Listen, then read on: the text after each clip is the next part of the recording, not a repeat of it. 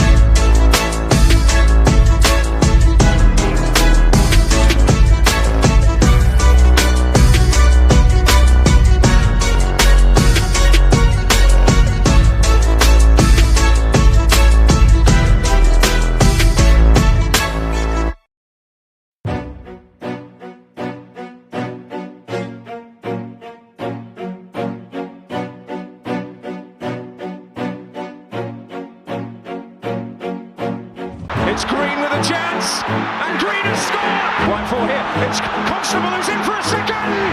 Potter to wrap it up. Oxford United are back in the Football League.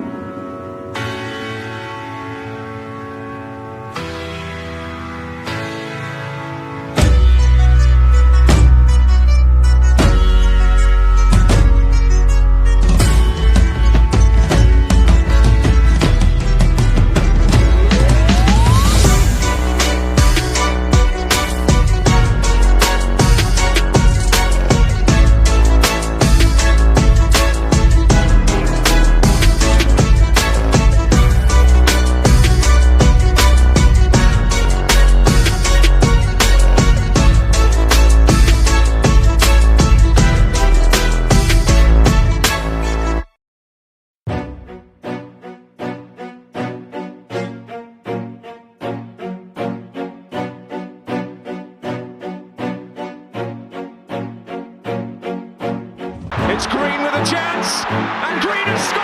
Right for here, it's Constable who's in for a second. Potter to wrap it up.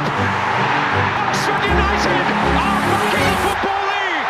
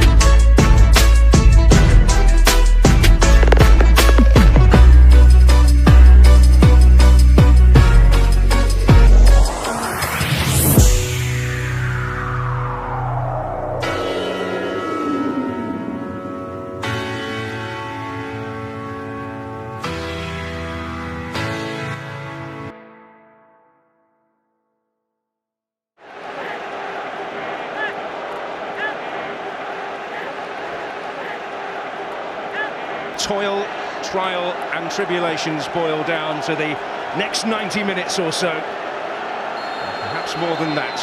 Who will claim the prize at the end of it? It's Perkis to pick it up for York City. And involvement for Danny Bullman.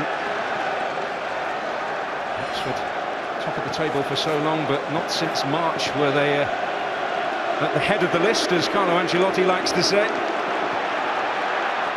He's going to follow his team as a Wembley winner. Early job on for James Meredith, coming under pressure from Green. Well, there we see straight away a long ball from back to front. Green chases after it, and they put defenders under pressure. Throw-ins, corners. You've got to defend well against Oxford. Damien Batt to wind one up.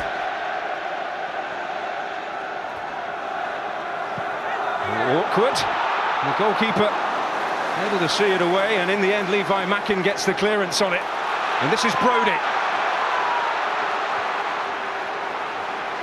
Now Oxford shackle him is going to be a key factor as well, but well, he'll do that all day. There's the long throw coming in. You've got to stay with your man there, stick tight to your man. Goalkeeper comes out and does well, gets the punch, takes the pressure off the defence, and then in a second Brodie's running down the right wing. Rankin making his presence felt in defending that throw-in. Carruthers goes down. And they've got the vital goal at Kenilworth Road. Rather unfortunate scenes at the end. He also got a little more than he bargained for as well. I think you'll see Rankin just pull on Batt for most of the afternoon, and he is unplayable on his day.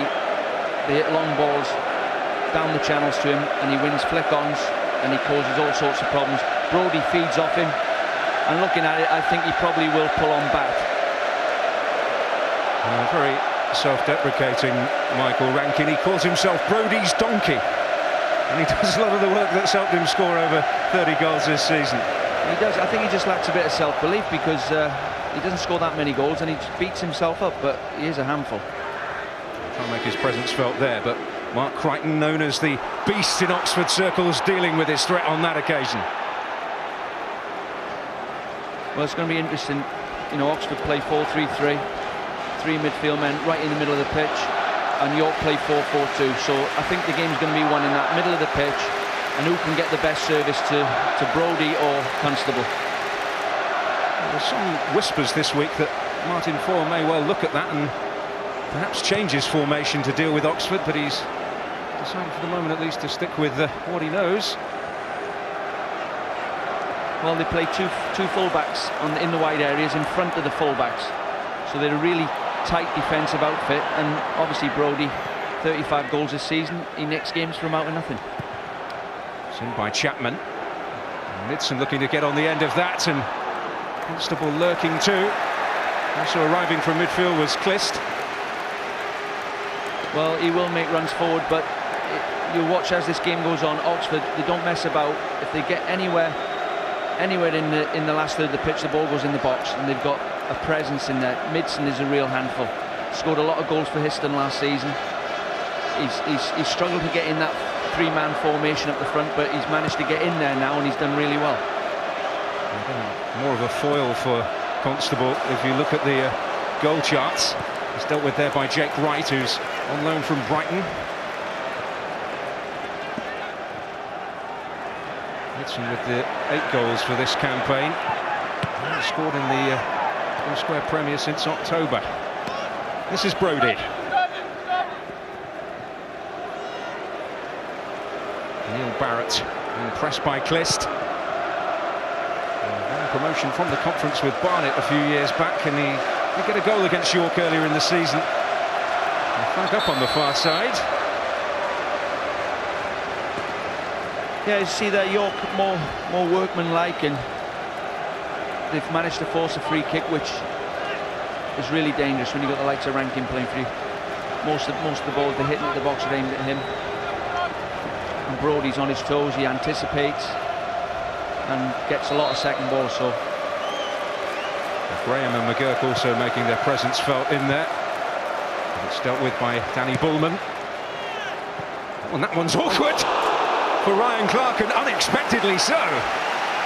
Well, from where we're sat there, we could see it happening, but it started raining just before kick-off, and the ball skidded off the turf there and nearly caught the goalkeeper out. He's done the right thing in the end, just tipped it over.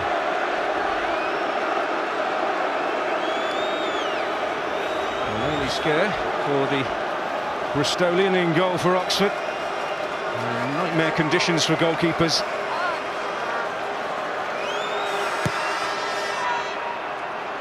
And McGurk rising. And he'll be penalised for his challenge. David McGurk, York's longest serving player. Known as TY to all and sundry around Kit Kat Crescent. Well, what I've found in this league, you've got to be able to defend set plays. You've got to be able to head the first ball that comes into your box. And all the teams, saying that all the teams, Stevenage have won the league without actually one of their centre forwards getting 25 goals. But Brodie and Constable keep it tight to the back, head the ball away, and you've got a centre forward who bangs the goals in for you. Seems simple, doesn't it? Wish it was that easy. Rich history. It's not that long ago that Oxford were a top division side in English football, as you'll well remember, Dean. Well, yeah, I mean, that's unbelievable what's happened. Bats cross getting a nick, Meredith in the way. And 24 years ago, that great afternoon against Queen's Park Rangers here. Bat not able to find the cross. He's hoping for a family double at Wembley this season, Damien Batts, because his brother Sean's with Millwall at the moment on loan there, although he missed their playoff against Huddersfield yesterday with a hamstring injury. But potential for both of them to have success here in the playoffs.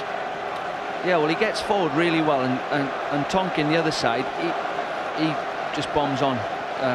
Played for Cambridge last season. You know, I thought about signing him, but they got him before me, offered him more money, I think, probably. But both fullbacks bomb on, and both fullbacks can kick the ball really well, you know, which is important. It sounds simple, but if you're delivering that ball into three frontmen, you've got to be able to strike the ball properly. Just escaping Michael Rankin. Family of good footballing pedigree. Mark Rankin's been around the divisions, and Danny Rose has made a recent impact at Tottenham as well. Relative of his. Scored that stunning goal against Arsenal in the North London derby recently. It's out for one of them today. I always judge players, you know, I look at players and I try and judge them. Would I like to mark Rankin? And the answer is no. Technically he's not unbelievable, but for actually physical strength, he knocks people about. Possibility here for Matt Green. And Ingham had to make it, and he might be in difficulty here. This is Clist. And they're queuing up in the middle. But in the end, York City survive a decidedly nervous moment. Well, it is. It's a direct ball over the top. Matt Green, great run through the middle. Ingham does brilliant there to get there before him, and then does even better there by not pulling the Clist down, I think. And the cross is disappointing in the end, but I thought the goalkeeper done brilliantly there. He's come out and read the situation.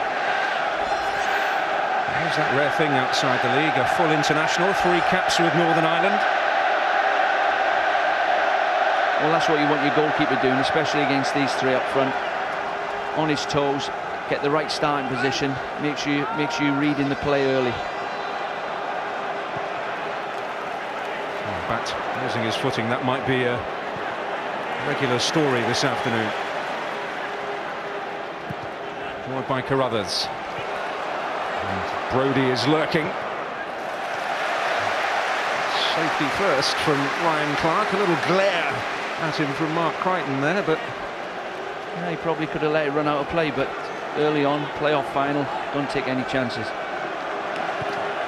It's not the time to be doing that. And Midson will get the free kick in his favour against Ben Purkis. Well, he's lucky not to get a yellow card for that for me. I think Purkis knew he'd been done there by Midson, and there it is, the arm goes across his throat. Done well not to get a yellow card. And Purkis, who was injured the last time York reached the playoffs, but he was part of the side that lost here in the trophy last year. Up goes Constable. This is Meredith with time to tidy up. Had a successful couple of days at the races, as we saw in the build-up there. Ended a good deal wealthier than he was at the start. Well, it's the quickest way to end up skinned. Keep going to the races. And the talkative Aussie was sent off against Oxford earlier in the season. Well, that lump of money we saw him win there, that might come back to haunt him in the future, because that's how you get the bug. You win a lump and then you give it all back. I was talking about taking it up, the job of a tipster, maybe live off his earnings. What is that, the road to ruin? Looking for Damien Batt here. More enterprising stuff from Oxford, but Mackin in the way. Didn't really take any prisoners in that midfield area, Mackin. Chapman losing out. It was Meredith's challenge this time. Brodie. This is Lawless. Oh, and Rankin is pulled away. Well, it's so unlucky. It's a great move. Ball gets switched out to the right, and Rankin makes a great run, pulls off the back of the two centre-backs. It's just too high. I just noticed there, you know, Carruthers is playing awfully narrow today, and Batt seems to be getting a lot of room out here on the right-hand side. Oxford just got to keep switching play, and Batt then has got to try and make things happen from the high inside right position. Here's Carruthers. Some encouragement for York City there. Crichton with plenty to think about. Pressure again from Rankin, and Mackin's challenge, another strong one. Yeah, Crichton's done well in the corner, but Rankin, like all good strikers, didn't make life easy for him. Got his foot in, pressurising him. You know, I say to my strikers, don't let the two centre-backs have any time on the ball. Make them rush in everything they do, because normally they're centre-backs because they're not the best on the ball. So if you make them rush, they'll give you the ball back. That's almost finding inroads there. That's Carruthers. This is Chapman. Comfortable for Michael Ingham to deal with this time. Chapman, another Ulsterman, Belfast boy. Well, he's just sitting in front of the back four, Chapman, with Clist and Bullman in front of him, and them two try and get up to the front three. Carruthers. Hold by Ryan Clark. Just take that little bit of extra care in this sort of situation. Well, I can guarantee you both managers have said first chance you get, pull the trigger, because obviously the pitch has had a bit of criticism. It's just started raining. You wouldn't be surprised if that bounced back off his chest, everybody following. And I would have said to my players before this game, make sure you got studs on today. Don't be wearing blades on this pitch. Make sure you got short pointy studs on. At least you got a chance of standing up. Is he going to size one up here? Comfortably fizzing wide in the end.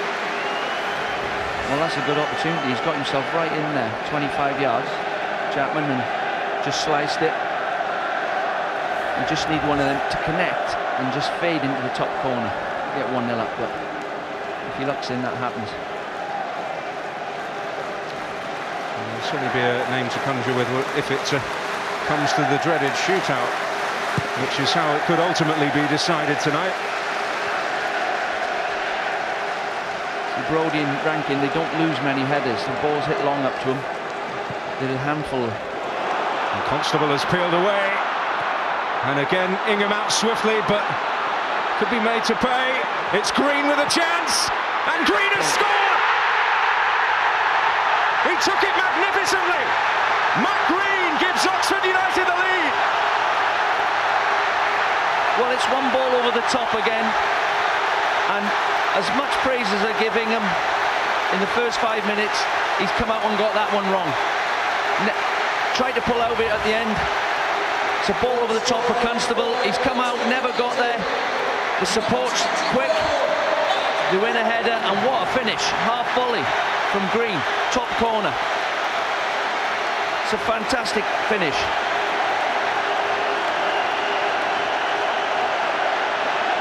Just what Oxford needed. Now York, with two fullbacks sitting in front of the fullbacks, they've got four fullbacks out there in the wide areas. It's when they come back and try and get back in the game, or do they just sit there and keep plugging away and hope Brodie pulls them out? But what a goal for Oxford to get. A Wembley moment to dream of for Matthew Green of Oxford United. And after 4 years away from the Football League, they are on the road back. But York will have plenty to say in the 75 minutes that remains. The warning signs were there. They've got in a couple of times, and that one proved decisive. Almost fell for Brodie, and Jake Wright taking the sensible course.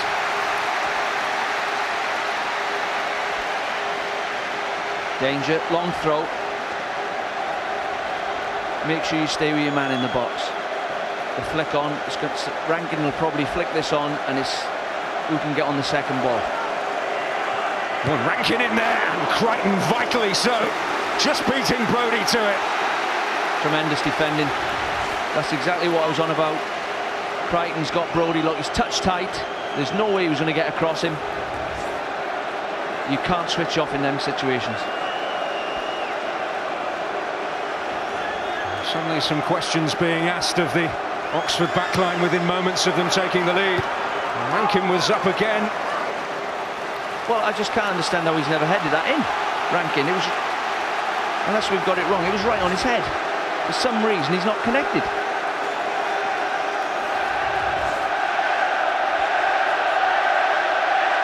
Graham coming in from the back of the box, and it is Graham! Well, it's a half a chance, the ball's swinging away from goal, but never going in. They are dangerous from set plays. You've got to deal with it. But I said before the kick-off, York's back four are going to have to defend really well, and they've already got in 3 times. That straight ball down the middle, Constable just turns and runs in behind you. Green to seize on it again. McGurk's challenge, but this is Bat.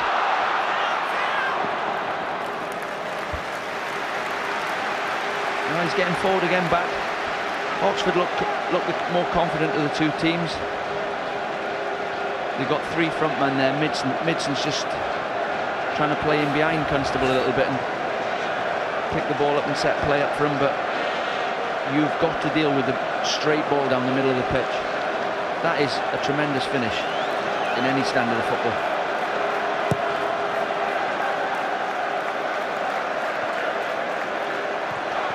The moment everyone connected with Oxford will be reliving again and again. And York showing character. They came straight back at Oxford and caused them some real worries from set-piece situations. There has been so little to choose between these two sides. I know for sure that neither are going to roll over here. Going to seek out Green again. It's Graham who's in the way. This is Meredith. Carruthers. It's solidly by Crichton. Tonkin and Lawless underneath it.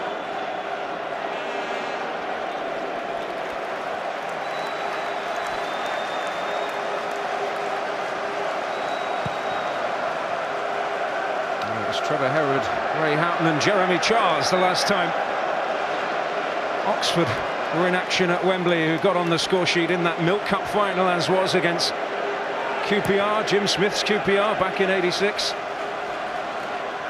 Matt Green, the next name on the honours list. 3 good players you're talking about there. I played with all 3 of them. Ray Houghton I played with at Aston Villa and Liverpool and Oxford. Made a lot of goals for me over the years. Real clever player. Trevor Herod, one of the fittest players I've ever played with. And Jeremy Charles was at Swansea when I was a young lad. Big centre forward, or could play centre back, but Matt Green's joined him. And Jim Smith was the man who orchestrated Oxford's progress to the top division, but of course he was in charge of Queen's Park Rangers on the day of that Milk Cup final. Maurice Evans led Oxford to glory. Yeah, the late Maurice Evans, what a great man he was. Great manager for the club, he signed me. Lovely man, not with us but anymore. Apart from that, he did a lot of good things. Yeah, well. Here's Green. Oh, white for here. It's Constable who's in for a second. It's a long way back for York City now. They believe that they're heading back to the Football League. Well, it's power and strength. Another straight long ball up the pitch. And they're just not able to cope, York. Constable's hooked the ball on. But it's this second challenge here. He's away, he's anticipated. Got the ball onto his left foot. Yeah, he's not give it and stood. He's reacted before right, I think. And it's a cool finish with his left foot. Hit the target. Just hit the target. And now, you're right, it is an uphill battle for York. They're just going to have to dig in, York, I think, and just, try not to let this game run away from them. Well, it could not have fallen to a better man from an Oxford point of view there. 7 goals in 9 games prior to today, and he's got the goal now, which leaves Oxford United within touching distance of a return to the Football League. And Martin Foyle is seeing his old club threaten to run away with it. Well, it's just an example there of his speed of thought, Constable. He's hooked the ball on, Wright's marking him. After he's hooked the ball on, he's got to the ball first before Wright, which tells you, I think he can play higher up, in a league up, even 2 leagues up, because he has got a speed of thought, and that's obviously why he gets goals.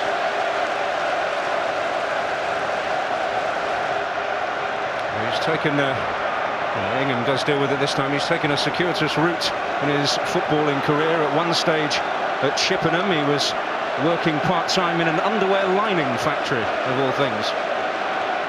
And I'm sure he's been told during the season, if he doesn't pull his finger out, he could be back there. At the moment, he's heading for League 2 next season as it stands. York have got to dig in now and just try and quieten the game down. They haven't got to panic just yet. There's a long way to go. But it's that straight ball down the middle that seems to be killing them. But I have to say, Constable does it to most teams. Well, it's even in that respect, in terms of efforts on goal, even in terms of getting them on the target. But it's Oxford who've had that cutting edge. Terrific finish from Matthew Green, and such coolness from Constable, which we've come to expect this season. Well, on a day like this, you get 2 opportunities like that, and you're sitting on the bench as the manager, and you just hope they go in. If he centre forward has a day today, which you know he can have, which everything he hits goes in, then it's a bit of luck for you as a manager. But if he has one of them days where he misses all the chances, and he's been scoring them all season, then it's a bit of bad luck. So there is a lot of luck in football. But unable to keep that one alive. Look where he is again, though. He's on the byline. That's 5 or 6 times he's been up there. You've not seen York's fullbacks getting up there yet. They need to produce a response swiftly. At the moment, it's Chris Wilder's team that are heading back there. He tasted promotion as a player with Sheffield United up to the top division. And as a manager, this is heading towards being his greatest day so far. Lost the final with Halifax when he was manager there. Well, as I said, I played with both managers. I played with Martin at Oxford. He was a real hard-working, good player, good centre-forward to play with. And this is Lawless. Actually hoping to swiftly find a road back. This is Perkis. Can he find the delivery? He's got to stand that up. As we were saying, Perkis has got there. It's the first time he's been up there, and for me, he's got to stand that cross up and just dink it to the back post. Everybody's got sucked towards the near, but still dangerous. Long throw again. Rankin, flick on. Stay with your man. Rankin beaten to it by Tonkin, but he's scrapping hard to try and get it back. chase down any lost cause now to try and get York back into this. Green is fouled. I think it's a foul. Midson, though, shows his power and strength there, winning that header. He's won every loose ball, every 50-50 so far. I think that is a foul. So just a little bit late. Everything's going Oxford's way at the moment. And rumblings in the corridors of power around Wembley as well, as you can see. So more developments. And that story can be seen on Sky Sports News. Here's Green. That's another chance. Looking for the direct approach here. Crichton has kicked his head and his feet just. This is Bat. And a terrific outlet for Oxford so far. Green. Chapman. Bat again. This is Bullman. Bullman to take it on again. And now Green might fancy the strike. Hingham taking no chances. Great football. Started with Bat coming down the right. Great ball round the corner into Midson. Good movement. Full of confidence now. You know, I found at this level the players' confidence can go with a split decision. You know, all of a sudden they look like a really good team, and the confidence sort of ebbs out of them, and they look terrible for 15 minutes. There's no question that Oxford are absolutely flying in that respect at the moment. Oh, and Constable may have felt his shirt was being tugged. Oh, off the post, extraordinary. Constable. It was nearly Nixon game over. arriving back post. Nearly game over. It's a free header, middle of the goals. I think Midson's hit the post. He's got to score there. And I think it's game over if that goes in. A couple of the defenders slip. Midson gets in front of his man. He's got to score. 6 yards out.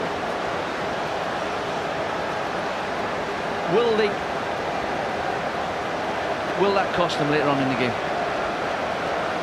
At the moment it doesn't look like. But we've watched football long enough. These games can turn and the rain is tipping down. Well, it is an absolute deluge. And here's Carruthers. Oh, Ranking looking to attack it again. Can't get there. Tonkin does enough. Well, Oxford totally dominating the game. 2-0 up. Could have been 3-0 up. I mean, if you're Chris Wilder now, you've got to say, just keep doing the same things. Keep driving forward. Back. Don't start sitting back. Keep going forward. Tonkin, keep going forward. And as Martin Foyle will be probably saying to his players, come on, we've got to dig in now. We've got to dig in. Try and get a foothold in the game. If we can nick a goal, it's game on again. There's a long way to go yet. But Oxford should be out of sight. And the build up to that, when Midson hit the post, Constable felt his shirt was being tugged, and I have to say, I've got a great deal of sympathy for that view. This is McGurk. Perkis. Up towards Rankin again. He's been well pleased by Crichton so far. Meredith.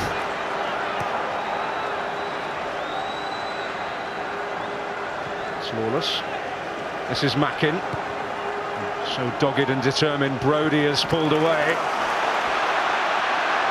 And now it's Midson to lead the charge for Oxford.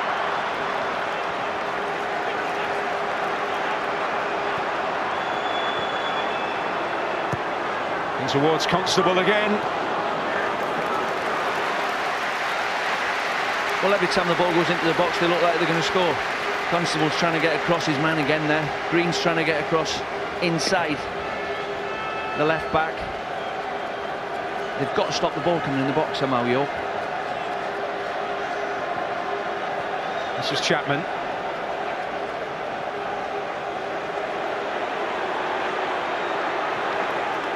Looking to use Bat again. Chapman once more. Most arrogant layoff there for Bullman. Pressure still on. Chapman. Bat.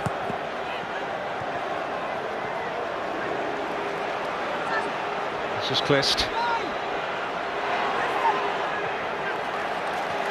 Bat. Ballman. Another great spell of possession for Oxford comes to a close. But should he have had a penalty in the build-up to that chance that hit the post? Well, you've seen him given. There's a block there. That's a foul. Referee's not seen it. I don't think so. I think it was a block. I think it was Clist who blocked Constable's man. This is Brodie. Hasn't really seen a glimmer of an opportunity yet. York's main man in front of goal, but that caused some discomfort for Oxford from set pieces, and here's another chance to do so.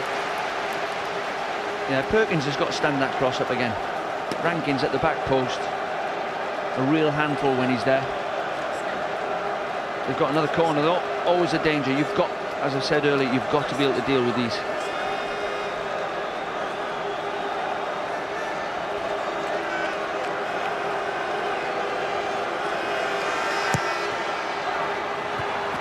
Again, it doesn't reach Rankin. It's dealt with by Chapman, at least partially. He's having to go all the way back to go forwards here.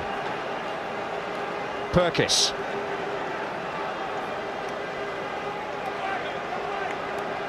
Five ahead of him here for York City. One of them is Brodie. Crichton is there again. Well, Brodie, every time that ball comes in the box, Brodie is a danger, and so's Rankin, but they're not getting the same service that Oxford's front three are getting. Lawless up against Clist, and picked up here by Tonkin. Well, late from Lawless, and it's caused plenty of consternation for the Oxford players, the manner of the challenge. Tonkin staying down. Tester for the referee. He's got to get up. I've got a feeling there's nothing wrong with him. He's just having a breather. 2-0 up. Well, Lawless on the wrong side of the law.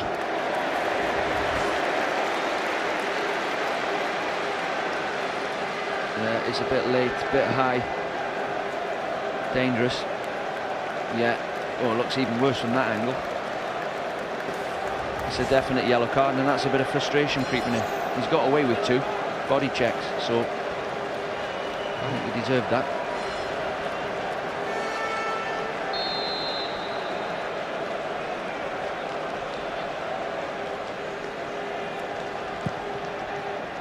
It's rather strange right side of the York City side, because we've got Lawless and we've got a lawyer in Perkis who's got a degree in law. He wants to concentrate on his football. It's not going to get him anywhere, being a lawyer.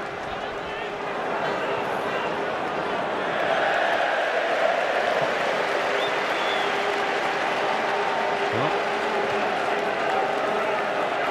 Oxford at the moment in firm control, and maybe 24 years since they've been at Wembley, but at the moment it's heading towards a similar outcome.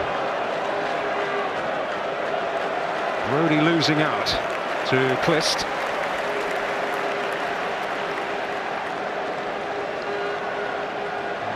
Clark only really troubled at the moment by that awkward bouncing effort from range.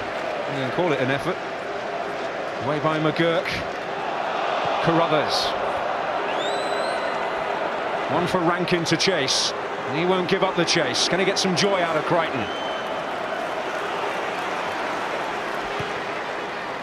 Looking towards Carruthers, but it'll be picked up by Barrett. This is Meredith. Neil Barrett again. This one played by Lawless. Perkis, can he find the delivery? Tonkin the first man in the way. Barrett.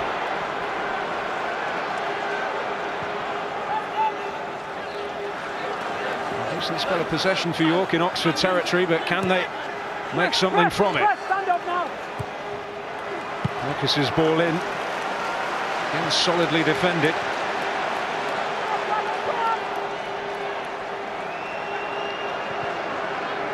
Well, that's 5 times Meredith sitting near post with his crossing. He's got in some great positions. He's got to miss that first man out.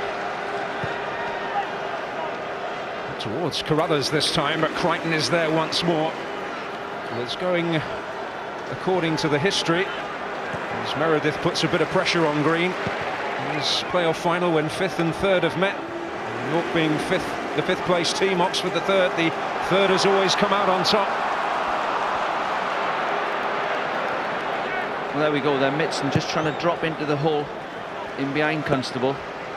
They try and get the ball into him, and he's got one thought in his mind: can I put James Constable in on goal? But York, you know, seem to have steadied the ship. They've got the ball into Oxford's half for the last 5 minutes. They've just got to keep doing that. The front two, I'll be surprised if Oxford keep York's front two at bay for 90 minutes. They've always got a chance with them two up there. This is Clist. The whistle does eventually go. Challenge on Lawless. Not just playoff action in the Blue Square Premier, but also in the Football League with Charlton against Swindon on Monday night from 7:30, renewing their battle at the Valley. And Millwall up against Huddersfield on Tuesday night. Sky Sports HD1, Sky Sports 1 for that.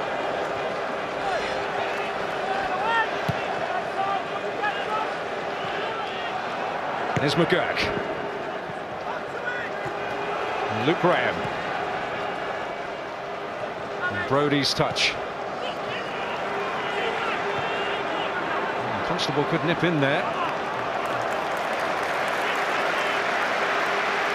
Sure, Ben Purkis wasn't too grateful for the pass there. It allowed James Constable a glimmer of hope of winning possession back, and he succeeded in doing so.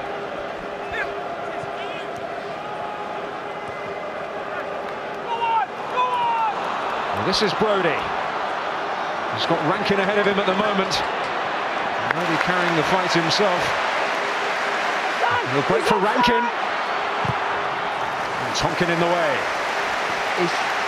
I know it's easy from where we sat there, but Rankin's just got to chop that ball back. He must have got a shout from someone, but you've seen a glimpse there of Brodie's pace and strength. 2 great tackles. I think it was Crichton made the challenges there. 2 great challenges, last-ditch tackles, but you see a glimpse there of Brodie. 35 goals, lots of them are on the break like that. It appeared that might have come off Tonkin last, but a goal kick has been the decision given.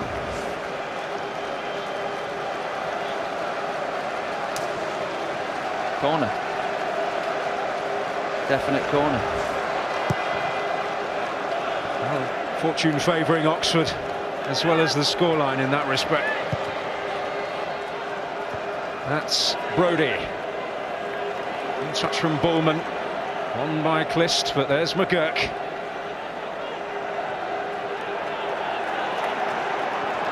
There's the 3-man midfield of Oxford there, just dominating that centre circle.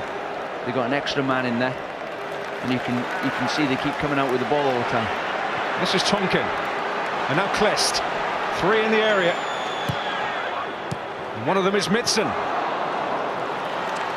All the way from Purkis.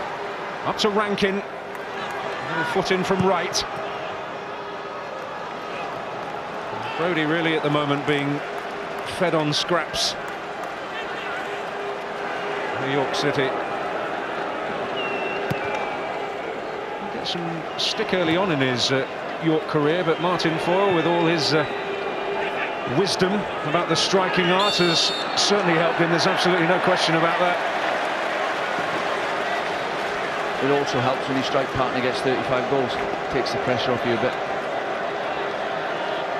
But they are a good combination. You see him challenging for balls. Brodie's normally around him. Brody did actually have a trial at Bolton a few years back as a defender. Well, he played left wing last year, I think. Yeah. You know, they've stuck him up front, and he's gone, you know, bang bang every week, 35 goals all of a sudden. I don't think Martin even seen that coming. It's won by Bullman into Green. Constable's lurking again, but Purkis back to the safety of the goalkeeper, who has played in the league for York, but league football next year looks a long way away at the moment. Where York are having a problem, Oxford are playing 4-3-3, so they're a bit weak in the wide areas, Oxford. But York, because the two wide men of the 4-4-2 system are playing so narrow, they're not able to exploit them wide areas. They're trying to get the fullbacks forward, but they've got to try and stretch the play and get the ball switched from side to side and get it and try and get 2v1s on Oxford's left and right back. Is there to be something to give them hope before half-time here for York? Meredith. Dealt with by Wright. This is Barrett. Purkis. In for Brody.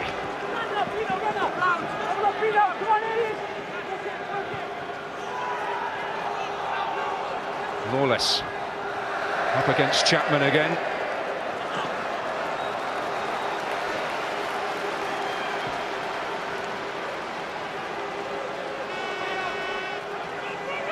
Lawless once more.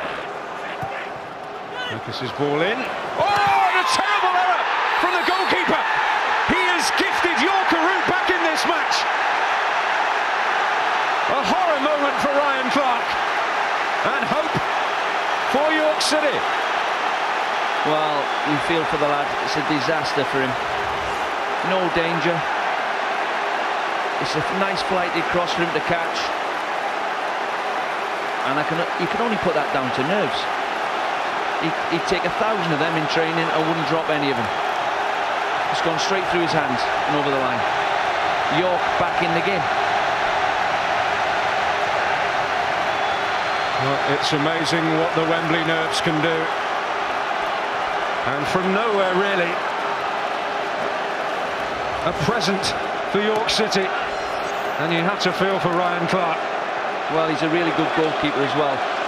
And you know, I mean, people who've never watched one of these conference games before, I've not seen that all season.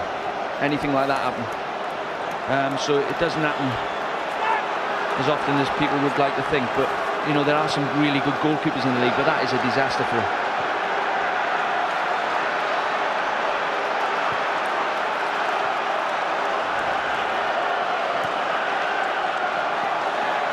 Well, this is Clist. Oxford looking to hit back straight away and reinstate their two-goal cushion.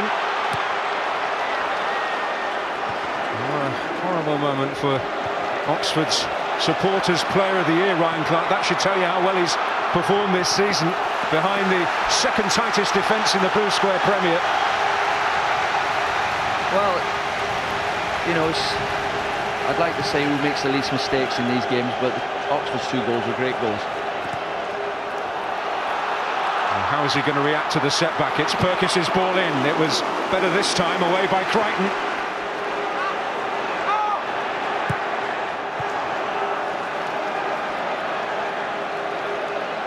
Green nipping in, but that was Meredith.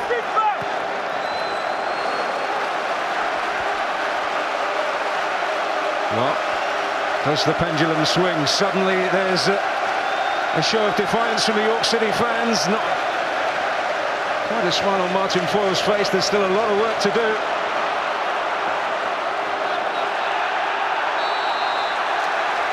Well, Brody sees it given against him, much to his fury. Well, very harsh, because he's chased a lost cause there. I think Chapman's let the ball bounce. He's got to head the ball away, and there's Brody again, chasing lost causes.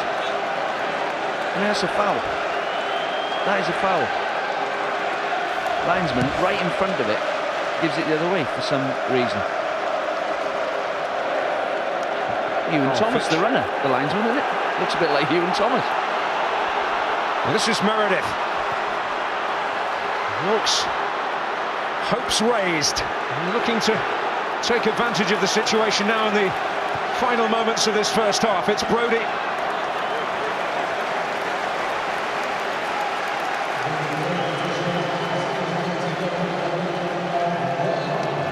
after 1 minute.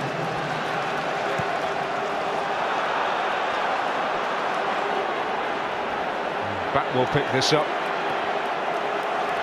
Well, the mistake has been made. Can he put it behind him?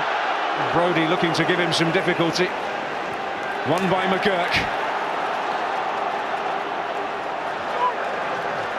York having some new impetus, but Oxford hoping to see it through to the interval without further damage. Clist up to Constable. And one back by Graham. That's Purkis.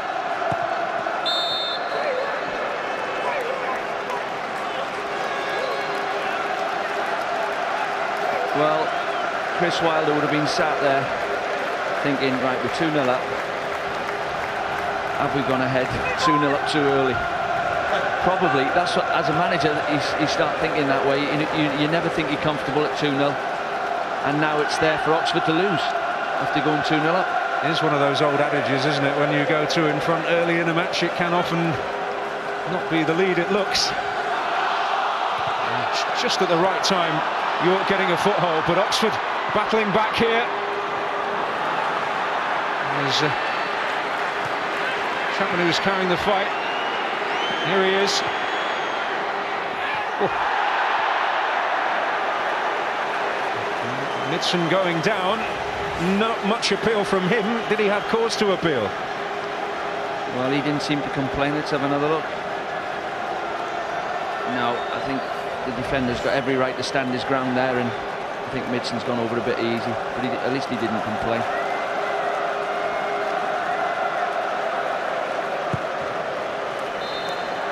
Well, the interval comes, and what a dramatic first half it's been. Oxford with a commanding 2-goal lead, but suddenly a gift courtesy of Ryan Clark has given York City real hope of turning this around. Matt Green with a stunning finish to give Oxford the lead, and James Constable in typical style getting a second, and Oxford seem to be cruising. But can York take advantage of the lifeline that they have been handed in the second half? Half-time here, it's Oxford United 2, York City 1. The pressure of a Wembley playoff does funny things to players, especially when a Football League place is at stake. I'm with Sky Sports' Peter Beagrie and the Stevenage assistant manager John Dreyer. Their thoughts when we come back. Could Oxford be about to end their 4-year stay out of the Football League? Not if York have anything to say about it.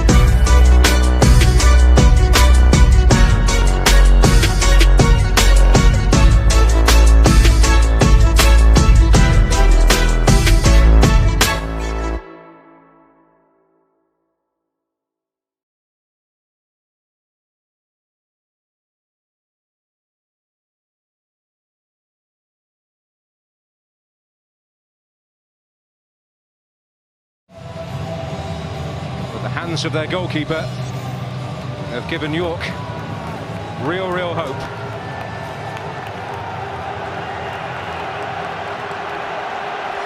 Well, it's going to be interesting to see what the two managers do now.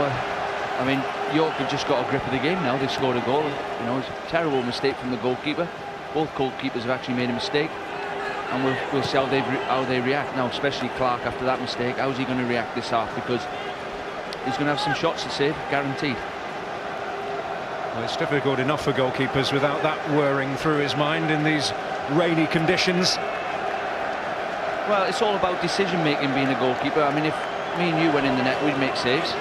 Believe it or not, we would. It's whether you come for through balls or whether you come for crosses, or do I parry it or do I punch it, or all them decisions are what makes a good goalkeeper. An early corner in this second half for Michael Ingham to face. Well, from Oxford's point of view, they could do with a goal now because, as I said, it's theirs to lose now. They've got 2-0 up in playoff final, cruising. Goalkeeper makes a mistake, but if they could get a goal now, that would settle them down. Towards Constable, it's right to direct it back in there. Well done, Levi. He was with me at Wrexham, Levi. He's done brilliant there. He's got back on the line. If you watch him top of the picture, that might have crept in. I don't know whether it was just going wide, but he's got in the right position. Levi Mackin dealing with the initial danger. Crichton up again for Oxford. Bullman. A little loose, and Brodie might get there first, but bad insured. He won it. That was a non-league challenge. There, you seen Brodie and back. Nobody pulling out. Two strong men. Great battle between them. This is Purkis. Oxford starting the second half. The brighter as Rankin is flagged offside there by Michael Salisbury. I have to say, you know, when I come to work at this level, and you know, it was an eye-opener for me. There's something I really admire about the players that play in the conference. They're like genuine lads who know they've got to earn a living, and they do it to the best of their ability. There's not many fairies, or there's not many lazy players. You know, they all go out and roll their sleeves up and have a go.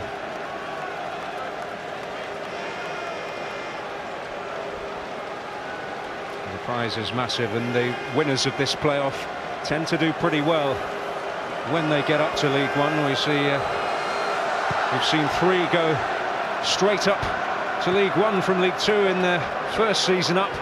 No one has come straight back down to the Blue Square Premier. This is Constable. I'm going to set Oxford on the way again. That's McGurk in the way. Rankin. To it there by Chapman. Plenty of honest toil, but to no reward. Well, you see the difference there. York win the ball on the edge of their own box and try and hit Rankin's body, where when it's the other way around, Oxford are trying to get one of their front 3 in on goal. Different styles of the two teams. Brodie was well pleased by Wright on this occasion, Jake Wright.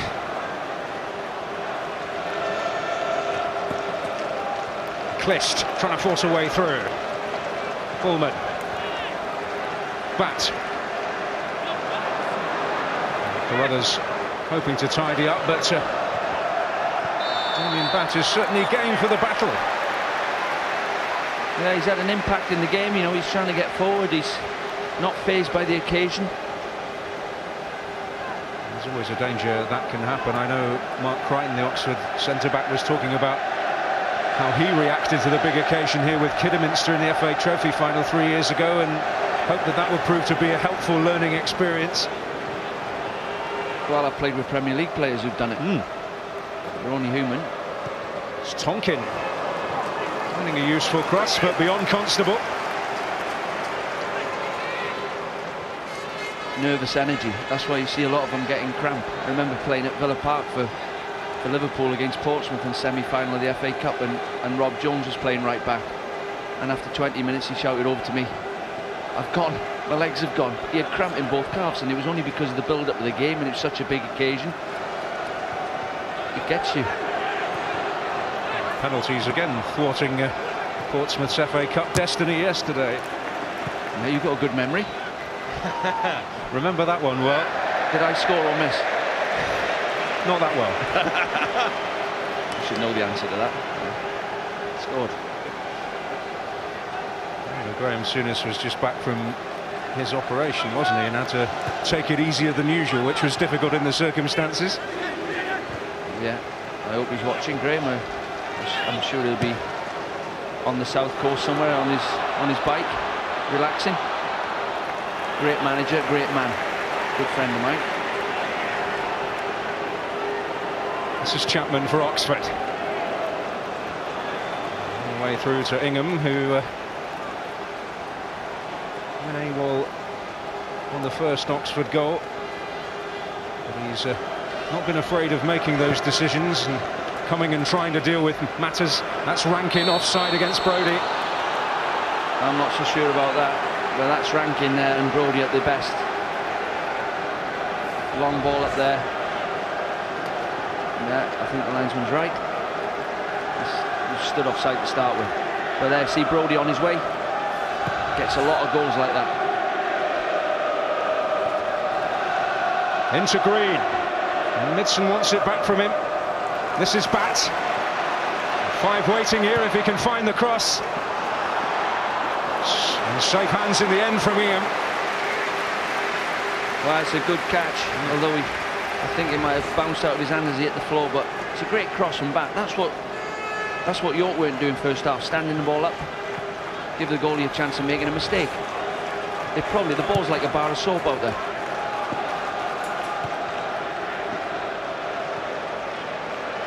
Promotion is also important financially. £750,000 injected into the coffers, approximately, whoever comes out on top here, as well as the honour of returning to what they would perceive to be their rightful home. York were 75 years a league club before relegation, did briefly play in the second tier in the 70s as well. Well, that's more than the money. It's just all these fans, every one of them in here are devastated that the team are in the conference. And just to get back up, forget the money, just to get back up into the league and get your self-respect back. That means more than anything. I mean, I played for Oxford against Luton in the semi-final of the League Cup. It seems like 5 minutes ago. Both teams in the conference. Unbelievable. And this is Bat. Make inroads again, and he's leading Carruthers a merry dance here. Well, he got a taste for it in the end and maybe did too much. And the break is on here, and Brodie streaking away. Well, right across with the challenge, and Brodie furious that he didn't get a decision in his favour. It looked like a good challenge to me. I think Wright made his mind up. It was the ball or the man. Not both were getting past him, and I think he got a bit of the ball. But Brodie, powerful, strong and quick, direct. He's a real handful. I think the challenge was timed just right. Well, this is Perkis. Here's York who need to assert themselves here. Perkis again. Towards Brodie this time. Came off his arm. Oh, but Rankin has got there! Oh, what a chance. What a chance. And it's just the physical presence, again, Brodie and Rankin. It's just a hopeful ball it forward. Brodie uses his strength, gets a lucky break there. He's got to score, left foot. Or he's got to hit the target.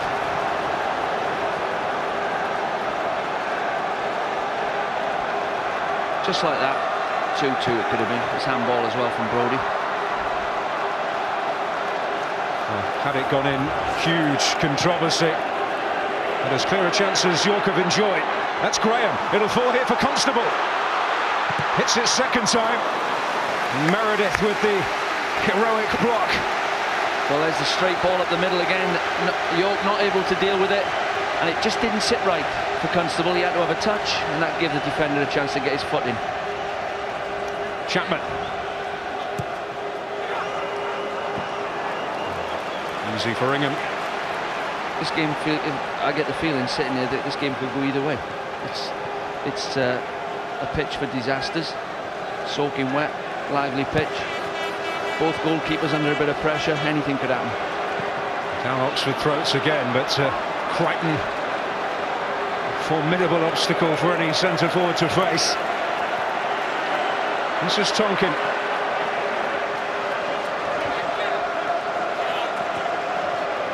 Hoping to enjoy a winning experience this year, and Midson unable to find the cross, and disappointing as they got into another promising situation, Oxford.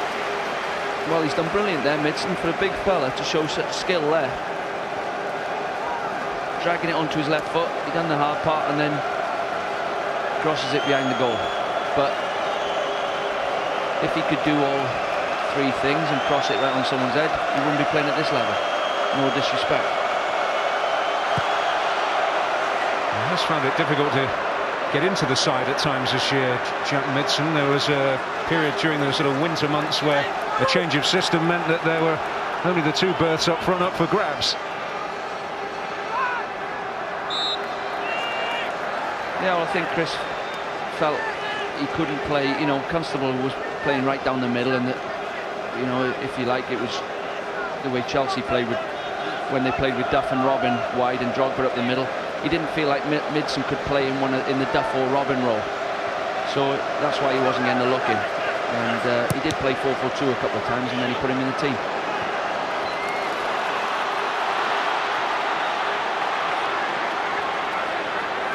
Lawless away from Clist. Well, not quite. This is Perkis. Brodie coming short. Here is Brodie. And Clark able to hang on. Oh, well done. He's just got half a yard round the box. If you don't buy a ticket, you don't win a raffle. That could have got a deflection or anything. You've got to shoot in this weather, and you've got to follow in as well. In these conditions, if you do enter the raffle, you're likely to come out with a prize. This is Bat on for Chapman. Bring Tonkin into play for Oxford. Midson. The Clist said it was Bullman trying to get in there. That's Chapman. And now Damien Bat again. Chapman. Constable was stood offside, but Midson will battle for it.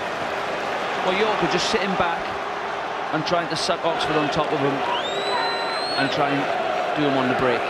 You know, it looks like Oxford are in control of the game, but York are letting them have the ball. Oh, and that's fallen kindly here for Bullman. Still might drop for Midson to try and keep it alive. Oh, these are nerve-fraying moments for York City. This is Clist! Green to keep it alive. Ingham passing the test in the York City goal on that occasion. Chapman, he's going to rain one in as well.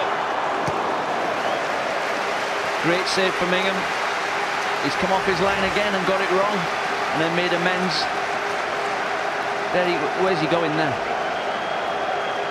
Clist gets the ball here and just moves it onto his left foot.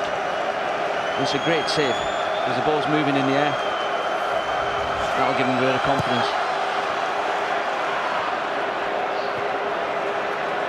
He has been associated with clubs at a higher level, including a spell at Sunderland. Here he comes again. He's got it right that time. I'm nervous here watching. Stay on your line. Imagine how Martin Coyle's feeling. Brodie is underneath this. It'll fall here for Carruthers. And Crichton there again for Oxford. Yeah, we talk about the strikers. Crichton's having a good game. He's watching Brodie. Every time the ball goes into a wide area, he's picking Brodie up in the box and making sure he doesn't get across him, because he is a threat. Rankin. So willing, and this the best chance that York City have had so far.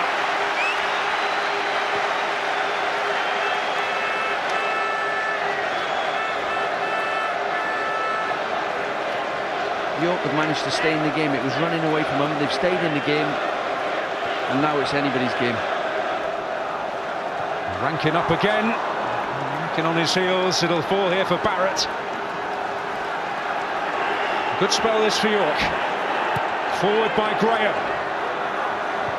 Brodie was up. Almost took it out of McGurk's road, but cool work between Batt and Clark. It's Damien Batt to lead the charge again for Oxford. On for Green. Well, they want handball, it's not going to be given.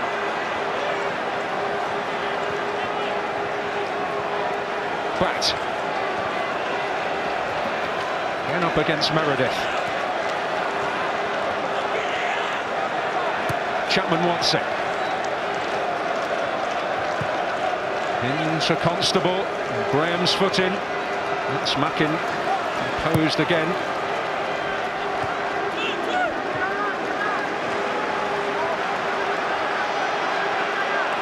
This is back for Oxford. Heat taken out of the situation, if we can talk about heat in this deluge at Wembley this afternoon, or this evening. Oh, I used to love playing in this weather. I think most players do. The ball moves quickly across the grass. Defenders make mistakes. Goalkeepers make mistakes. It always adds that little extra element to the entertainment value, doesn't it? Yeah, and I mean, all the complaints about the pitch, maybe it's helped, the rain's helped the pitch a little bit. I've seen a couple of the Chelsea players complaining that it was a bit dry.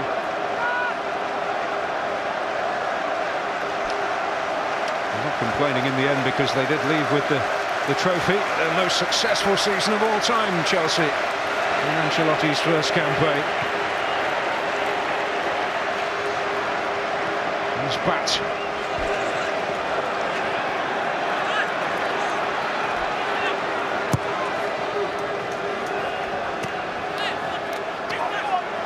This is Brodie. Clipped there by Bullman. There's not been many fouls in the game, is there? I don't know what the foul count is, but there's not been many. Bullman trying to police that area, a player of experience on the bigger stage. All right, dealing with that one and taking the responsibility himself. We had a thriller this season. Conference game against Histon. There was 114 throw-ins in the game. Good to watch it was. That's really fizzed across, but Clark's hands are safe. Well, that was the time. tester. That was his first cross. He's smiling there, laughing. He knows someone must have said something to him, one of his defenders or Brodie. But it was a great catch. Shows his character there, yeah. A good lift for him. And given what happened to him just before the interval. And that's what has given York City a chance. And Oxford, who firmly had the momentum for much of that first half, have been reined in, I suppose you'd say, a little. There's Midson. Chapman now into Green, trying to wrestle a bit of space, but it was closed down swiftly by Meredith.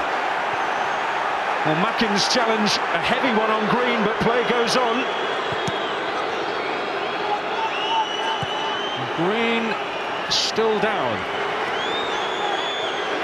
Well, we were looking straight at Levi Mackin's back there, so we can't actually see the impact, but both players seem to jump in a little bit. I think he's all right. He's talking to his teammates there. I think he's okay.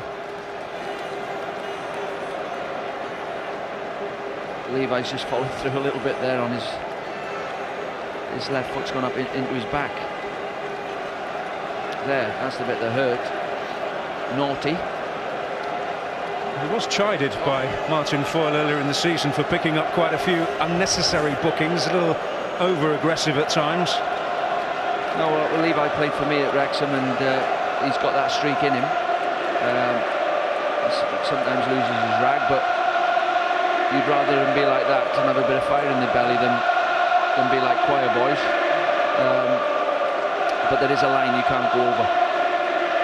He's done well to get away with that. Well, he has been a big part of the solid platform in midfield for Martin Foyle this season. I mentioned Oxford being the second tightest defence, York right behind them as the third. I think we're just behind them. Wrexham. Well, Green happily, albeit limping a touch, able to leave on his feet at least. Well, yeah, he's done well to get up from that, I think. But just as I was saying, there's not been many tackles in the game. We get one of them. And Matt Green, a Wembley goal, and back on the field from his point of view to see it through to the moment of triumph. It's a world away. He used to work in a car auction warehouse years ago. He could well be on his way to the Football League, having played a massive part in it.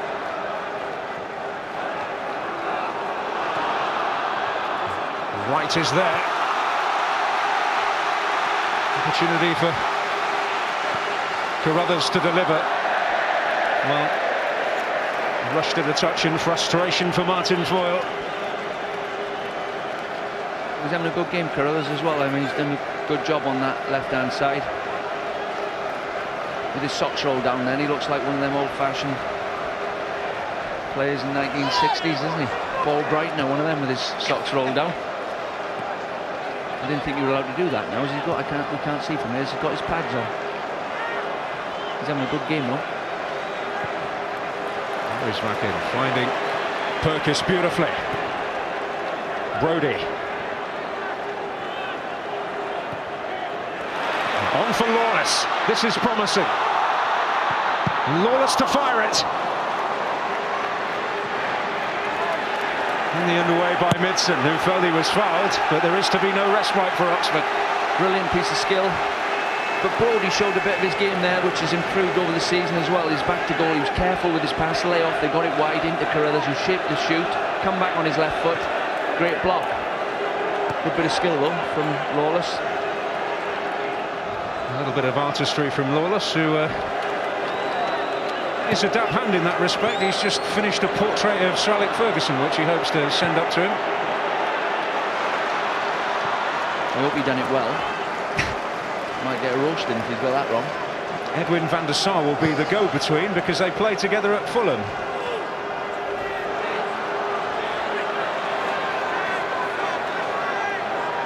Another one who should be concentrating on his football.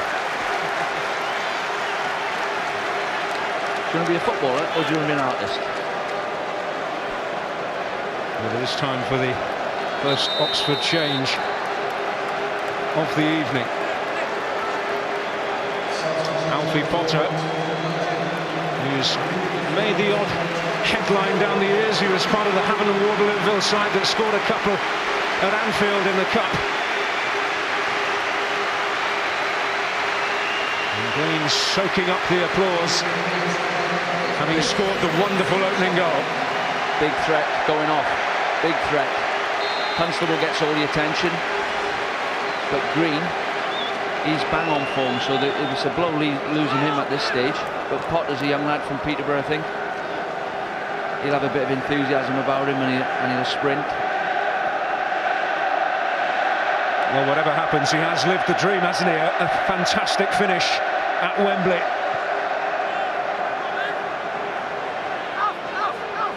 York are also pondering changes. It looks like Michael Gash is going to come on. He's another good player. Gash, not been able to get in the team because Rankin and Brodie have done so well. Played for Ebbsfleet last season. Really, really good in the air. And gets goals. Well, when Ebbsfleet sold him, such is the way their club is run, there had to be a vote on the website amongst the many owners. And unfortunately they got relegated this year, which was a blow. Liam Dace, really good manager there. Had his hands tied a little bit, and I feel for him. Well, Michael Rankin perhaps ruining that wonderful chance he had, albeit with a handball in the build-up from Richard Brodie.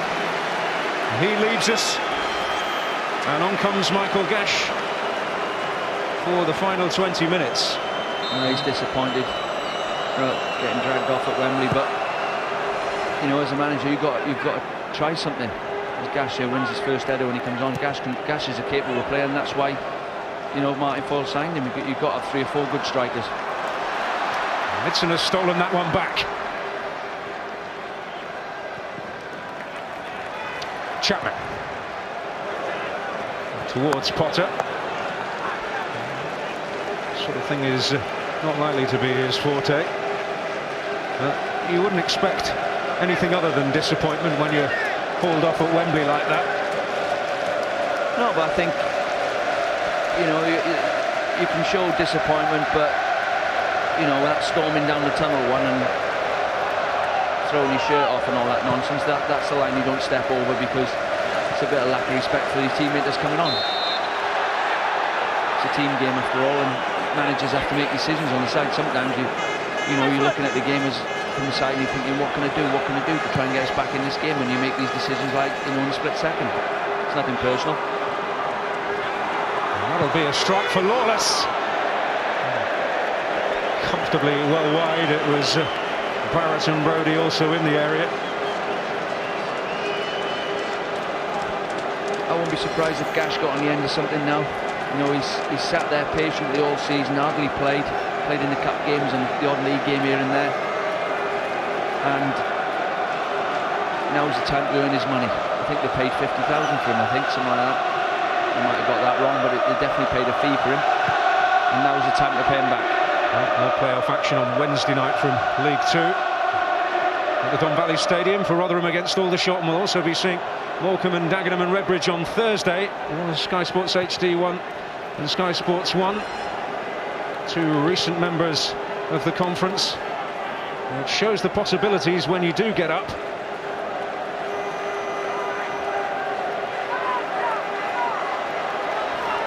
Well, in my opinion, there's no difference between the top half of the conference and the bottom half of League Two. I've watched a lot of League Two games this season. I don't think there's a lot of difference. Maybe the front men probably in the division are better. You have to look at the examples of the likes of Doncaster, Carlisle and Exeter that were promoted straight away after going up. Brothers down on the ground here for York City. This is Gash.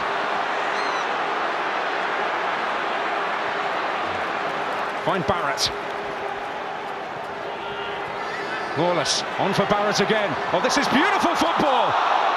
But Barrett couldn't cap it with the finish. Brazilian-like football. Fantastic. One-touch football. Winger comes in off the line, plays in the midfield, man will give him goal. Nice back heel. Just the finish was missing. Got to use your left foot there. Easy from where we sat though. That's so close to a glory moment. They fought their way back. And so Carruthers, his evening is over, and Courtney Pitt, another man who began his career at Chelsea, also had a spell at Portsmouth. Another quick player, really quick.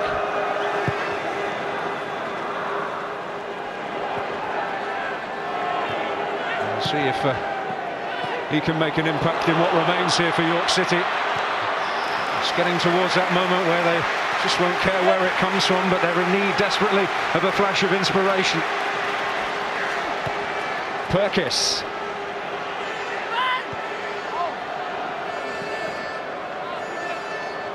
This is Lawless. Perkis. Brodie looking to lay it off for Lawless.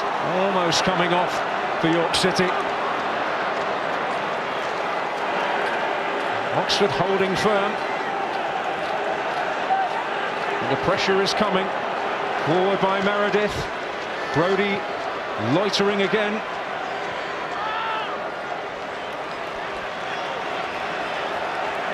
Plenty forward here as Perkis looks to hurl it in. Up goes the battle cry from the York support. Lawless trying to get away from Tonkin, who did well just to shepherd him out.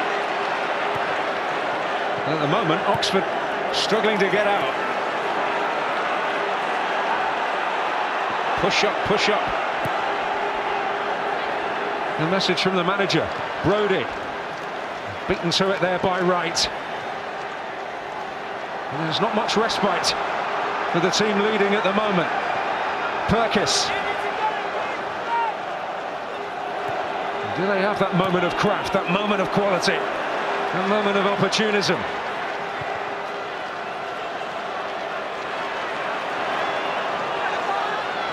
Cash the substitute. Help provided by Perkis. Can he find his cross? Oh, and it was Pitt who got up, and they still haven't seen it away, Oxford. Well, I have to say, Oxford are on the rack. York have changed gear, they're playing some brilliant football. I mean, that is a brilliant cross. Courtney Pitt, you just wondered if Rankin had been on the pitch, would he have got on the end of that? What a cross, he stood it up at the back post. Pitt's in the right place, goalkeeper does well. I think he was going wide anyway, but the build-up play was brilliant. Well, Pitt's his first touch, I think, that header. But in the end, Ryan Clark able to get enough on it. While Sam Deering, who's a teenager, about to enter the fray to try and help Oxford see it through, and see it through is seemingly the most positive outcome for them at the moment, with York's pressure almost constant. Well, Deering's a lively, skillful player. Sometimes plays just in the hole or on the left or right. You know where he'll bring him on. Big decision for Chris. And this is Chapman in for Constable. Oh, and Chapman could be in. Almost fell for Midson. And suddenly at the other end, York City coming under fire, but they saw that one away.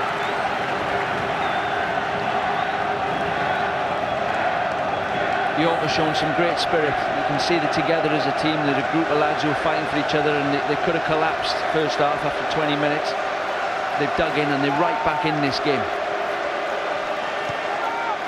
If Oxford can nick something, that would surely kill it. Constable loses out. This is Bullman. On for Constable now. Can he get space for a shot? Or Kliss couldn't get there, and neither could Midson. Chapman. Bullman. Midson. And suddenly, after being under the cosh for a spell, Oxford threatening at the other end. And in the end, it will all come to nothing. But they're so close. They know they're so close. They know how costly a mistake could be. Yeah, nerves have set in. They're so close to going into the next league. And every one of them will be thinking, you know, just do your job. Don't let it be my fault. All the defenders and the goalkeeper taking Midson off, so Deering will come on and just probably play in behind Constable. Well, Jack Midson leaving the stage, hoping that his effort, which struck the post, has not proved to be a costly moment, but the 19-year-old Sam Deering on.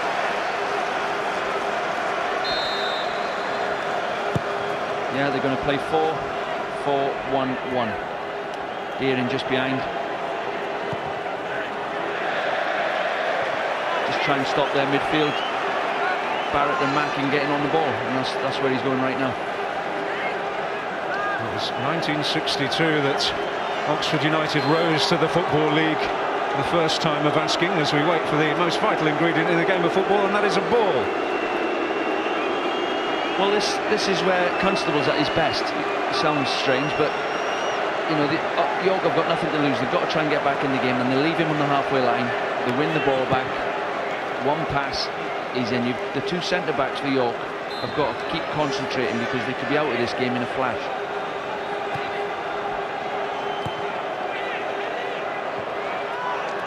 Lawless trying to win it, and he succeeded.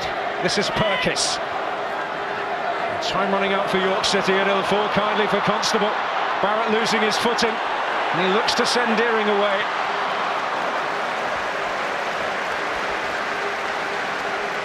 In the end, it was always asking that touch too much. Yeah, he used the wrong club there. He's used an 9-9, it should have been a sandwich. Up goes Brodie. Oh, and that's fallen kindly here for Lawless. Oh, not too kindly in the end, because Tonkin was rapid in his response. But I'm sure Jake Wright's breathing a big sigh of relief. Here's Perkis again. Barrett will come to the fore here for York City. Levi Mackin, and Gash, and Lawless! Chance, 18 yards out, middle of the goals. Great bit of play from Gash, just backs into the centre-back. Sorry, it's not Gash. He's just cut right across that. Just snatched. Bit of tiredness maybe. It was McGurk, the centre-back up there, who fed him. Oh, that could have been the moment, that could have been the moment. Well, Jimeen Sangare is going to come on here to replace Barrett. Fresher legs, the Frenchman, known as Jimmy to all and sundry around Bootham Crescent. Well, they've stuck him up front. I don't think he's a natural striker, but they've stuck him up there and got a bit of pace, a bit of power. It doesn't have to be an orthodox route now, any route will do if York City can find an equaliser. And this is Brodie. Ryan Clark misjudged the flight of that, and Tonkin behind, and the pressure is beginning to tell. Well, that's a good ball in there. Courtney Pitt's got to get on the end of that cross. He's stood out miles outside the far post. He's got to get inside Tonkin.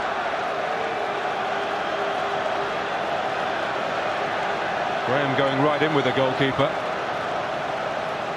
Brodie on the near post. Dealt with again, but Lawless trying to keep things alive. Oh, and Mackin with a speculative effort.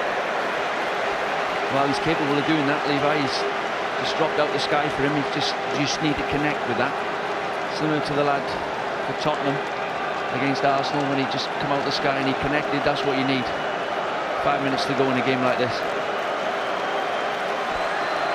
More than 5 minutes to go, as it was 8 minutes. And the final change for Oxford is going to come, and we're going to see Rhys Day. Well, he's a centre-back. Big, strong lad. And this is a promising run from Potter. It's a never-ending run from Potter. In the end, swiped behind by Ben Perkis, and it's suddenly Oxford on the front foot. Yeah, he's unlucky. Great little step over there. He's just thrown his right leg over it. Got to the byline, tried to pick out the centre forward, and it's a good challenge in the end. Chance though. And surprisingly, not quite as many bodies committed forward here. Bullman. Deering. Bullman once more. Christ and Chapman on this near side with him. Deering points the way. They've found him. Managed to keep it in play and keep it alive, and it's exactly what York don't want to see at the moment. Oxford exerting the pressure, and hoping to kill this game off once and for all. This is Deering. Into Constable. It's Alfie Potter. And now Bullman. Surely he'll hit it. It's McGurk in the way for York. Bullman now. He's settled for the corner. Good bit of play. Deering at the heart of it. He's a clever little player. Little give and goes round the corner. Good skills, not the strongest physically, but he's got a good brain. Take your time. Just over 6 minutes away from the prize they've craved at Oxford United for the last 4 years since their drop out of the Football League. Oh, and Ingham with another hairy moment. We've seen plenty of those for the goalkeepers this afternoon. But safely away from danger in the end. That's Pitt. And Brodie in there. Now they need something from him. Clist with the challenge. This is Potter. The break on here for Oxford, although It's 3 against 4. It's a terrific run by Potter, and Constable, can he finish it? Oh, an extraordinary let-off for York. That should have been game over, and you would expect it with him around. Well, it's on his left foot. He struck one in the first half, brilliant. This is great play from Potter. He sucks 2 defenders in. You'd fancy him there. He's had a great first touch. Hit the target. He keeps it down. Every chance of it going in. Well, we've talked about the Midson chance. We'll talk about that chance. It's just kept the door ajar for York. Desire shown again by Bullman to try and win it back, but York do keep possession. Pitt. Lawless. Well, which way will it turn in these final moments? Meredith. On for Sangare. Perkis. Pitt. It's opened up for the strike. Done everything right. Good bit of football again from York. They switched it from side to side. Pitt dropped his shoulder, coming on his left foot then. Once again, if you hit 10 of them in training, you hit the target 6 or 7 times. Well, it's Adam Chapman who's going to leave us, and Restay to come on. Well, they've just stuck 4 up top now, York, and Chris is going to put another centre back on to try and counteract that.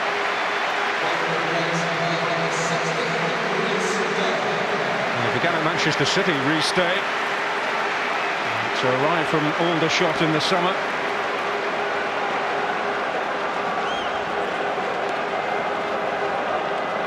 He's just going to sit in front of the defence and try and head the ball out of the box for 5 minutes. Well, Graham with a loose touch, but he got back in there to hold Potter, whose fresh legs are bound to cause worries for York on the break.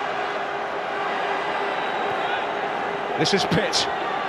He's been on the losing side in the last 2 Blue Square Premier playoff finals, not wanting to go down without a fight here. Lawless with the effort, off Tonkin, another corner for Oxford to defend.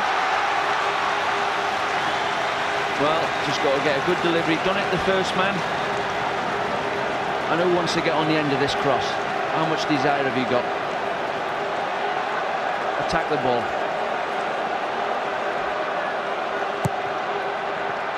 Owen Clark, well, that's in the end safely in his grasp. And another little hint of a smile. Well, what courage he's shown there, because really he should be helping that ball on its way behind him.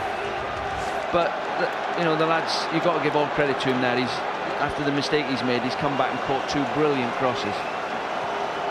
His error as it stands not going to haunt him, but it's an error that shouldn't mask what has been a terrific season for him. Meredith, or Sangare! Oh. Mackin, he'll fire it.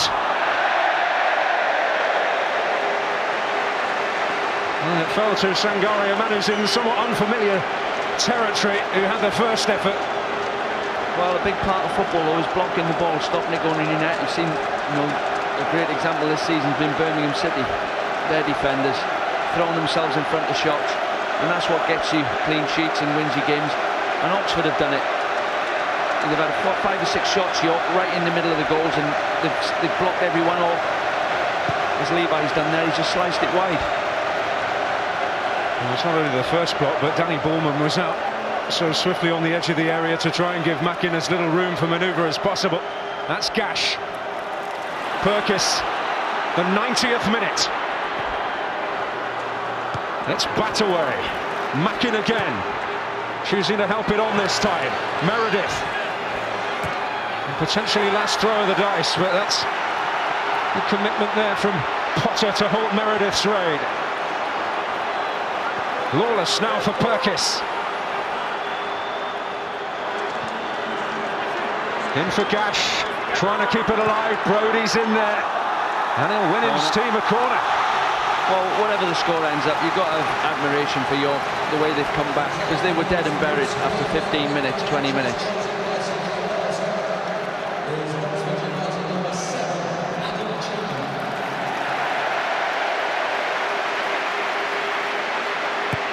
It's Pitt's corner. Sangare looking to rise up for Potter, and they could finish it off here. It's 2 against 1. He's got Deering to his right. He's got to feed Potter again. Potter to wrap it up. Oxford United are back in the Football League. That's it. League 2, here we come. Tremendously worked goal as well. I mean, York have thrown everything at it. There was always a danger of that happening. They had nothing to lose. They've sent everyone forward and they've got caught on the break. But the execution, Potter's played the right pass to Deering, and Deering's played the right pass at the right time, and he's took it brilliantly. Great finish. Because you never know, there's still 4 or 5 minutes injury time left. If this don't go in, good touch, didn't panic, great finish. I have to say, one of my old clubs, Oxford, the fans are going mad. 33,000 of them, they deserved it. And Chris Wilder, even wilder. That reminds me of how we played. Oh, what a moment of joy. He's telling them all to get back in now. He's run down the touchline himself, and then he's telling the rest of them to get back in, but that's how he feels. I know how he feels there. Alfie Potter with the decisive moment, surely. After 4 years of despair, they are back where they believe they belong, barring miracles. Gash, no way through. I feel sorry for Foyley there as well. You know, his team have done him proud. They've lost a couple of early goals and got back in the game. And I mean, this feeling of losing here must stick with you forever.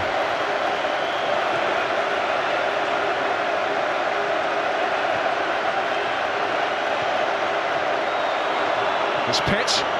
Oh, and they're on the break again, Oxford, but well, Potter trying to get away from Lawless, who bitted him and then bit too hard, and it will be a free kick. No, some of the fans are devastated. You know, it's such a long season, and to do as well as they've done, there's got to be a loser, and it's horrible. Well, losing in the playoffs can be the worst feeling in football. Sometimes it can be even worse than relegation, but for these Oxford fans, well, it is going to be a massive party tonight, absolutely no question about that. They've travelled a shorter distance, but they've travelled in much greater numbers, and the club that once graced the top division of English football are heading back amongst the elite. I think it's took them, was it 5 years? The 5 years they've been out, I think. 4 seasons. 4 years. And every season that goes by, you keep thinking, how are we going to do it? You know, I've got it with my club now, Wrexham. We're all desperate to get out of the league, and Oxford have done it. And now they should never let it happen to them again. What's happened to them, really? At the Sands Stadium to host League 2 football next season. This is Deering. He might even add some further agony here for York. This is Clist. I don't think he's got any other ideas than to head for the corner. And why not? Oxford are back in the big time. After 4 years away, they return to the Football League. Desperate disappointment for Martin Foyle, but for Chris Wilder, he has achieved what he set out to do.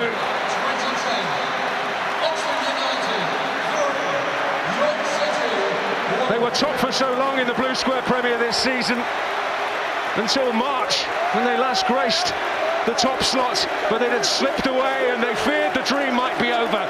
But the dream has been realised here tonight. York City, the disappointed, they show terrific character. They really gave plenty to this football match, and in the end had their chances to level it up. But they're ruining those chances now. And Oxford United on their way up. Oh, they put absolutely everything into it. Well, what can you do? I mean, what can you do? Look at these York players on the pitch. They're absolutely devastated. Richard Brodie, 35 goals this season. He's in tears. All them fans behind the goal. I mean, you've got to be pleased for Oxford, but the biggest emotion of all is the disappointment of losing this game, I think. Because you start level points with everybody else from now. Well, it's too much for some, and after 9 months of toil, trials and tribulations, it's come down to 90 minutes. And at the end of those 90 minutes, it's Oxford who are going up to League Two. Well, let's hear from Rob Dorset, who's got James Constable with him. Yes, the Oxford captain. James, trying to put into words exactly what this means. Well, you can see it means everything, I think, for the lads, and for the fans have been tremendous. 30,000 here today, and for the lads, it's been a tough season. We've had a wobble, and we always knew we could do it, and just absolutely delighted. What difference did those supporters make? I think they outnumbered the York fans by 3-1. Well, like I say, you can hear the noise, and that drives us on, and like I say, it's for them today, and the lads enjoy it tonight. 26 goals for you this season, one of them here at Wembley. Just how special was that moment? It's important. Obviously, they brought me here to score goals, and I enjoy scoring goals, and as you can see today, when it results in this, it's absolutely great. Did your eyes light up when the ball dropped to you? I did. I had reruns of last year and a few years ago when I scored, so just delighted that we got the win today. Extra special for you, of course, because you missed out with Kidderminster Harriers in the FA Trophy final, so that's a wrong you've put right here. Yeah, I put the Demons to bed. It was a massive disappointment that day, and like I say, just delighted that we could get the win and look forward to next season now. Next season in the Football League. We've got to pinch ourselves. I still can't believe it, but we'll enjoy the summer now. We can go away and relax, and I'm ready for next season. Well done, James. Cheers, thanks a lot. Well, it is a long way from the underwear factory, that's for sure. Well, yeah, all credit, you know, to Kelvin there, the chairman, Jim Smith, Jim Rosenthal there. It's a great club, Oxford. You know, they're getting 7,000 or 8,000 crowds watching them, and they got to be in the league. You know, they've got to be in the league with crowds like that. The football needs them, and hopefully they can move on from this now and climb up into the next league. Jim Smith absolutely loving this moment, having done so much for Oxford United down the years. The man who got them into the top division a quarter of a century ago.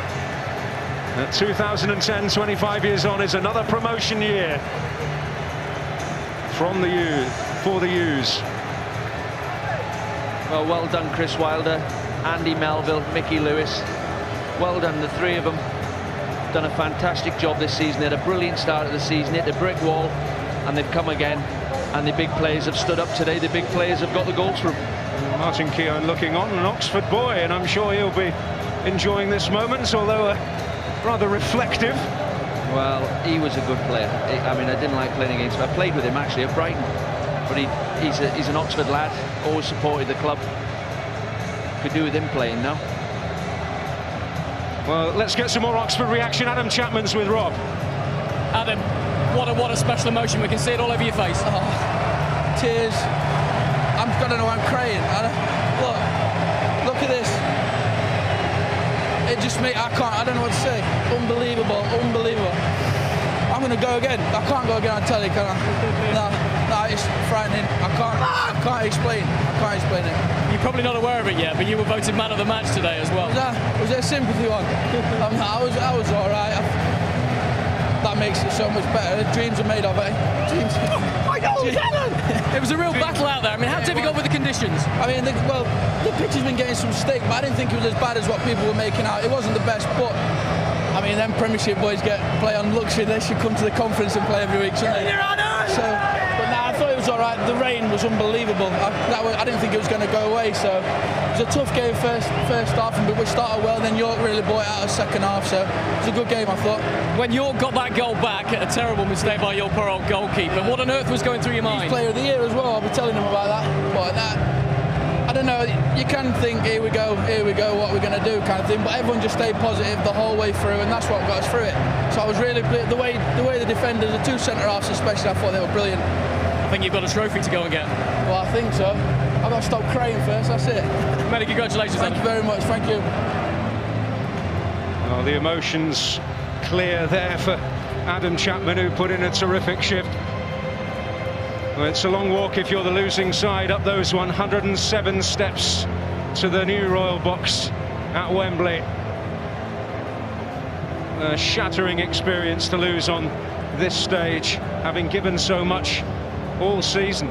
Martin Foyle has done a terrific rebuilding job in the last year or so to lift them back to these heights. And you can be sure that they'll be in the thick of the challenge again next season as the officials receive their mementos of the day.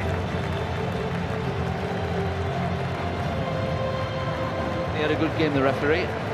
Word for the ref, I thought he had a good game. I was wrong when I said before the game it might be a decision that decides the game. Two good finishes.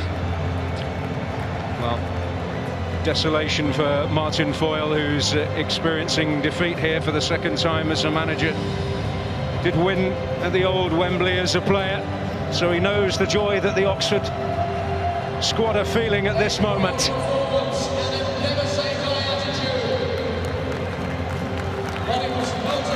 They'll be absolutely devastated. Sorry, Dan, they'll be devastated, them players. Walking up there, they'll be in a bit of a daze. They'll have a terrible trip home, and you know, you can only feel sorry for them. The Oxford players are just, I mean, they're in seventh heaven. They'll be thinking next year, what can we get? And they could. Oxford could bounce out of the next league and the next league. Well, there is always the potential to do that for the team that gets promoted from the conference. We've seen Doncaster, Carlisle and Exeter win this match recently and go straight up the next year. And next year will be on the minds of York City fairly swiftly. And runners-up medals being presented by Jeff Hurst. And Martin Foyle, it will be a distant feeling at the moment, but there will be some delight that his old club have gone up, but very much buried within the despair of seeing his own team lose on the big day.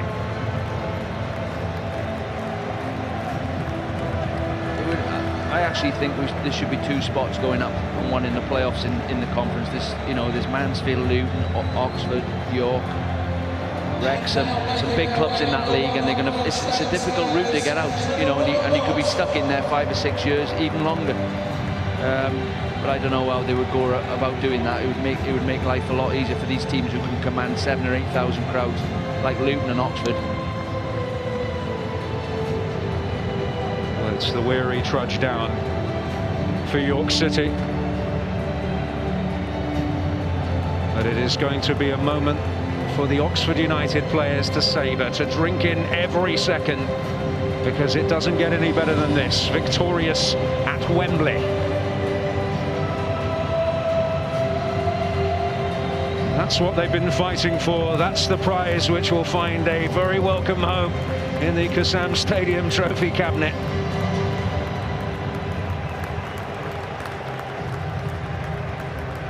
All those years ago, you remember Malcolm Shotton rising those stairs to pick up the trophy.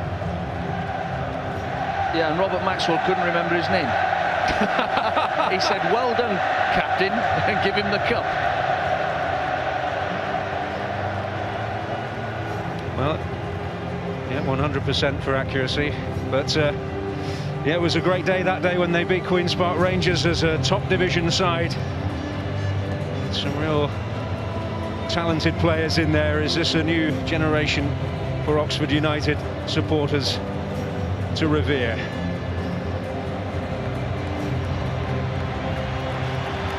Well, they deserve 33,000. I thought they'd come into the game positive, and on the balance of play, they deserve to win the game. York never got out the traps.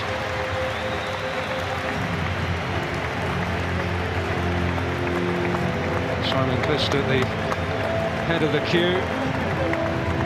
It's Oxford United players who have given so much over 9 months. They finished 13 points behind the champions Stevenage in the end, 2 behind Luton, who so cruelly missed out really as the second place team, but Oxford finishing in third, and the third place team has always won out against the fifth in these playoff finals. History has repeated itself in that respect. It is a historic and memorable day for Oxford United. Well, I don't know how many games York lost this season, but it wasn't many at all, and that just shows how difficult it is to get out of this league. But Oxford have done it. They've had the pain and they've done it, and I couldn't be more pleased for them. Just 10 defeats before today. Today the most crucial one. And they're preparing for this moment, a moment which they will relive for the rest of their days. Billy Turley, the second choice goalkeeper there, one of the real characters in the Oxford setup. And they've shown character. I felt it may have slipped away from them when they were top of the league for so long. They've turned up on the day, haven't they? They've turned up, which is the biggest fear as a manager. They're not going to turn up, but they have. They've all turned up. Some good performance. Batty had a good game today. Clark, what a man. I mean, he's gone up in everybody's estimations. Makes a mistake, bounces back. Little fella come on as sub, done really well. Potter come on as sub and done well. They've all turned up for him today. Chris Wilder has gone one better. He knows exactly what Martin Foyle is feeling, having endured it with Halifax. But now he gets the reward at the other side of the coin. And to pit his wits against the rest of League Two next season, and Oxford with their terrific support and the success teams have had of making the transition from conference football to the Football League, will feel that they have every chance of contesting things up towards the top, although that's for another day. It's all about celebrating this triumph here now. I bet Jeff Hurst thinks the pitch is all right. That third goal he scored for England took a bobble.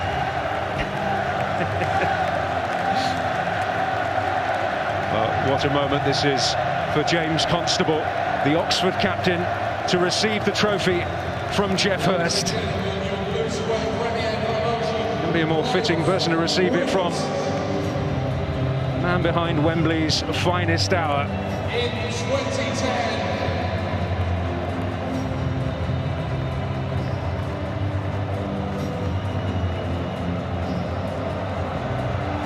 Well, for the city of the dreaming spires, it is reality.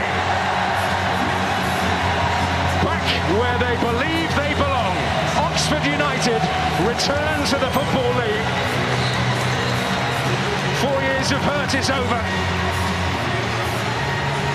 Oxford United triumphant at Wembley and back in the Football League, in League Two next season. A day of triumph for Chris Wilder and all associated with Oxford United.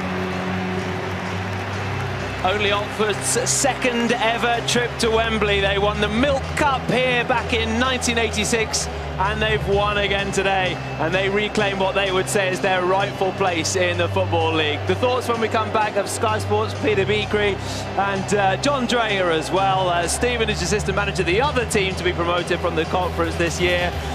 Winning in the playoffs is one of the best feelings in football, and Oxford fans are experiencing that feeling right now.